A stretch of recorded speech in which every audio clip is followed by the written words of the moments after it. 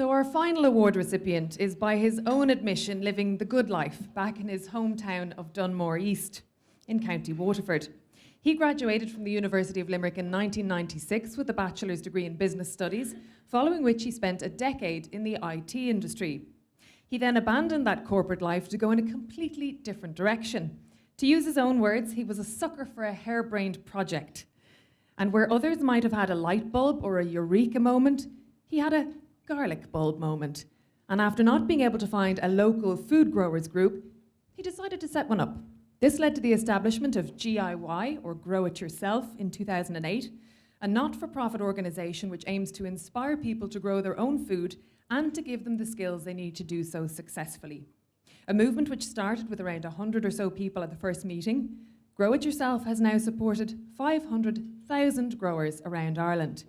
It's successfully raised over €1 million to build Grow HQ, which is a state-of-the-art food education centre in County Waterford, and in his spare time, he's a freelance writer and best-selling author.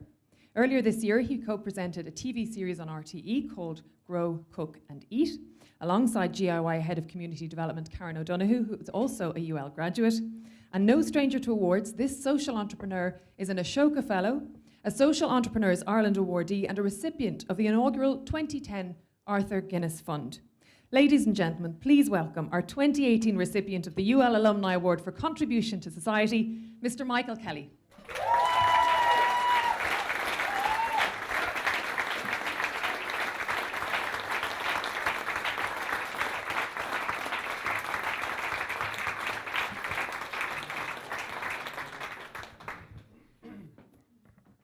Welcome, Michael. Congratulations. Thanks very much. Here you go. You know how to He use sounds great, that fella you were talking about there.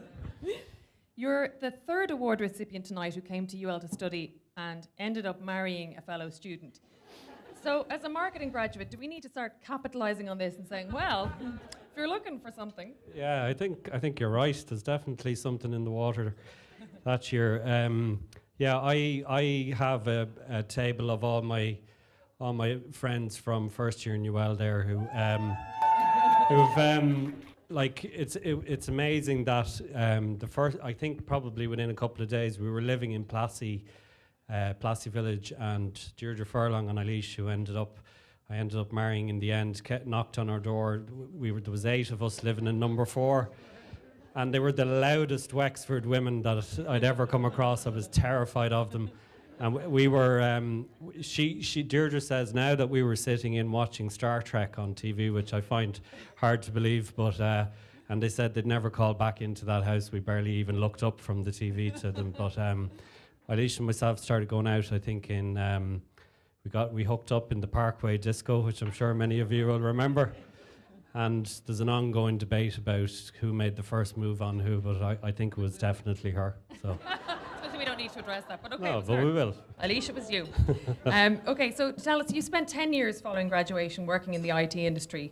Did you always know you were going to move away from that milieu and into the great outdoors? I mean, was it a huge leap to make? Did it take a lot of faith?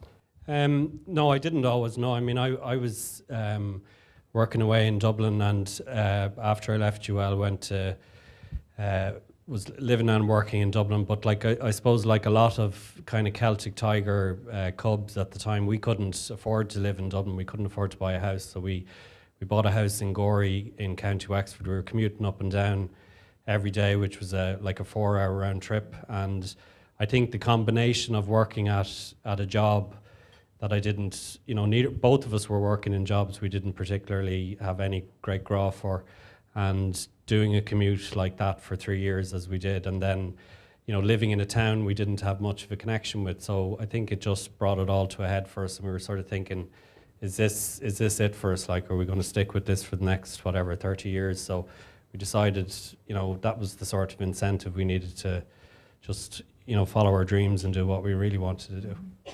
I heard recently, actually, it was at a talk by your colleague Karen in Body and Soul Festival. And it's one of these, you're like, I'm going to go to this talk now, a nice little afternoon session.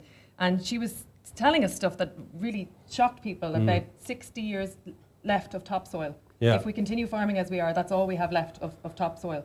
I mean, obviously you're passionate about sustainability, and is that what kind of drives you on in your work? Yeah, well, like you mentioned the garlic moment, which saved me from having to tell that story, but yeah, like I suppose what I started growing my own food, I had no green fingers at all. I planted the original 14 cloves of garlic. I did half of them upside down just in case, because I didn't know which way was up. So like I hadn't a clue what I was doing, but I think what I discovered from starting to grow my own food, I got a bit better at it over time, and it was just it creates something we call in GIY, we call it food empathy, which is just a better understanding of how food works. And we know from the work we do in schools that unfortunately a lot of kids just don't understand, a lot of adults as well don't understand where their food comes from and how hard it is, like the work that has to go into producing it, both even at a small scale but also commercially. And like when I started growing first, I was really shocked to discover even though we consider ourselves an agrarian kind of society, we import about 90% of the fruit and veg we eat in this country, which is astonishing. And the impact of that, I suppose, on our health and the health of our planet is profound, as we know. So what we see as our job is to get people to grow some of their own food. It doesn't have to be about self-sufficiency or anything close to it, but just by growing some food, it sort of puts, turns on the light bulb in people's head and re-establishes a connection with food, and has a huge impact on people's lives, which is great. You last year was a huge year for you. You brought 250,000 children in 8,000 schools, and you got them to grow their own food for the very first time. How did that project work, and how did the young people start to feel about their own self-sufficiency through that work? Yeah, so we do it with a very big company called Innocent, sponsor that program. It's called The Big Grow, and it's a really simple in classroom growing experiment for the kids. So we send out kits into the classroom and the curriculum plans and so on for the teacher to talk the kids through their first growing experience. And they have an absolute ball with it. And for many of them, it's the first time they've ever grown anything. They grow 3 things each year. They start with cress and they move on to other things as well. And it has a huge impact. It's something very simple. And we're just really proud we were able to do it at such a huge scale across the UK and Ireland. Was just brilliant, and then we can kind of filter those schools into a deeper kind of growing program as well, then giving them other supports that they need to keep it going then. You've written about living the good life. It's not just Bridget living the Dolce Vita, but yours is in Dunmore East, and your 2 own little GIYers. How rewarding is that to see them growing their food? And is that the key to getting them to eat all the green stuff on the plate? Yeah, I think it is. I mean, they like kids are kind of naturally curious if you give them a chance. I think we let some of our phobias about food and kind of rub off on our kids. But I think if you let them, they're very curious. And if you give them a little bit of autonomy in the garden, like our eldest, he had his own little kind of raised bed this year, and he grew his own pumpkins and peas, I think, or spring onions or something. And like they're more willing to try food at the kitchen table when they've been involved in growing it themselves. And that's the hook, I suppose, or the potential of the work that we do, I think.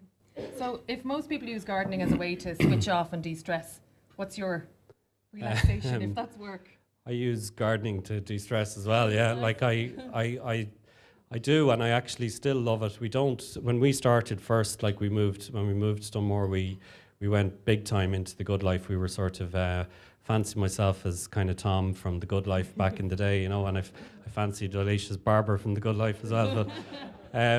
But we kept our own pigs, and we kind of, again, the work Niall does in Dawn, you understand from rearing a couple of animals yourself how difficult that is and how tough a job farming is, and it's just it's such a pleasure to be able to work at something that I love and also do it myself at home for pleasure as well, I suppose. So it's sort of busman's holiday, Lovely. Well, look, thank you, Michael. We wish you and Grow It Yourself continued success. Thank you very much. Thanks very much. Thanks for that.